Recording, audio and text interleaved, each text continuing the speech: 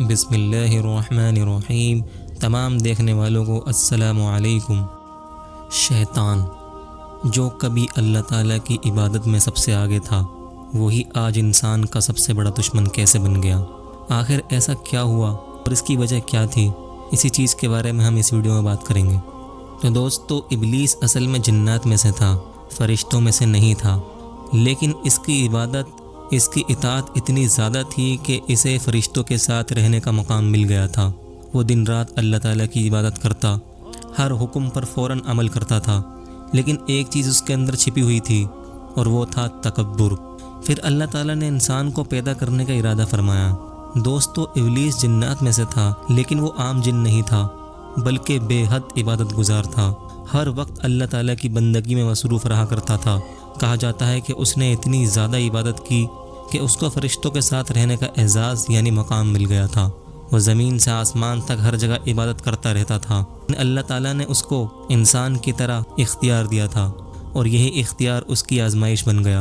ابلیس کی عبادت بہت زیادہ تھی، لیکن اس کے دل میں ایک بیماری چھپی ہوئی تھی اور وہ تھا غرور یعنی تکبر۔ وہ خود کو سب سے بہتر سمجھنے لگا تھا اور یہی غرور اس کی تباہی کا سبب بن گیا۔ پھر اللہ تعالیٰ نے ایک نئی مخلوق کو پیدا کرنے کا فیصلہ کیا، جسے انسان کہا جاتا ہے۔ حضرت آدم علیہ السلام کو مٹی سے بنایا گیا، پھر اللہ تعالیٰ نے اس میں روح پھونکی، اور سب سے خاص بات، اللہ تعالیٰ نے حضرت آدم علیہ السلام کو علم دیا جو کہ فرشتوں کے پاس بھی نہیں تھا۔ پھر اللہ تعالیٰ نے حکم دیا کہ تمام فرشتے آدم علیہ السلام کو سجدہ کریں۔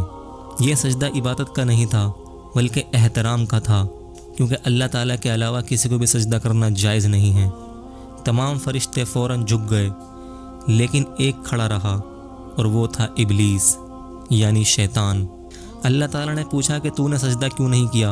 ابلیس نے جواب دیا، میں اس سے بہتر ہوں، یعنی میں اس آدم انسان سے بہتر ہوں۔ مجھے آگ سے بنایا گیا ہے اور اسے مٹی سے بنایا گیا ہے۔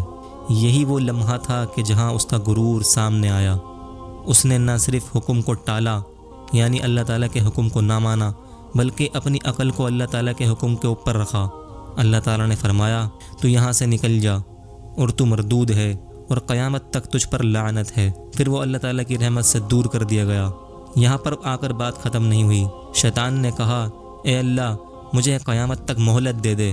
اس پورے واقعے کا ذکر اس صورت میں یعنی سورہ اعراف کی دوسرے رکوع میں موجود ہے۔ شیطان نے کہا کہ اللہ، تو مجھے قیامت تک مہلت دے دے، اور پھر اس نے کہا کہ میں انسانوں کو گمراہ کروں گا اور میں انہیں سیدھے راستے سے ہٹا دوں گا، اور میں ان کو بہکاؤں گا، دائیں سے، بائیں سے، آگے سے، پیچھے سے، ہر طرف سے ان پر حملہ کروں گا۔ اللہ تعالیٰ نے کہا کہ میں نے تجھ کو مہلت دے دی۔ دوستو، شیطان ہمیں گناہ کی طرف لے جاتا ہے، برائی کو خوبصورت بنا کر دیتا ہے، نیکی سے دور کرتا ہے، دل میں وسوسے ڈالتا ہے، لیکن وہ ہمیں مجبور نہیں کر سکتا، صرف بہکاتا ہے، بلکہ ہمیں اٹھا کے خود برائی کی طرف نہیں لے کے جاتا۔ اللہ تعالیٰ نے یہ اختیار شیطان کو نہیں دیا کہ وہ ہمیں کسی گناہ کے کرنے پر مجبور کر دے، بلکہ وہ دل کے اندر صرف ایک وسوسہ ڈالتا ہے، باقی انسان گناہ خود کرتا ہے۔ دوستو، اس واقعے سے ہمیں معلوم ہوتا ہے کہ غرور انسان کو کہاں تک پہنچا دیتا ہے، اور غرور انسان کو تباہ کر کے رکھ دیتا ہے۔ اللہ کے حکم کے آگے جھکنا کتنا ضروری ہے، ہمیں معلوم ہونا چاہیے کہ ایک سجدے کا انکار کر کے شیطان ہمیشہ کے لیے مردود ہو گیا۔ اگر ہم لوگ دن میں 5 دفعہ بلانے پر بھی نماز پڑھنے نہیں جاتے تو ہم لوگ کتنے سجدوں کا انکار کر کے بیٹھے ہوئے ہیں۔ ہمیں اس بات سے ڈرنے کی ضرورت ہے۔ اسی طرح کی ویڈیوز کو دیکھنے کے لیے ہمارے چینل کو سبسکرائب کر دیں اور ویڈیو کو لائک کر دیں۔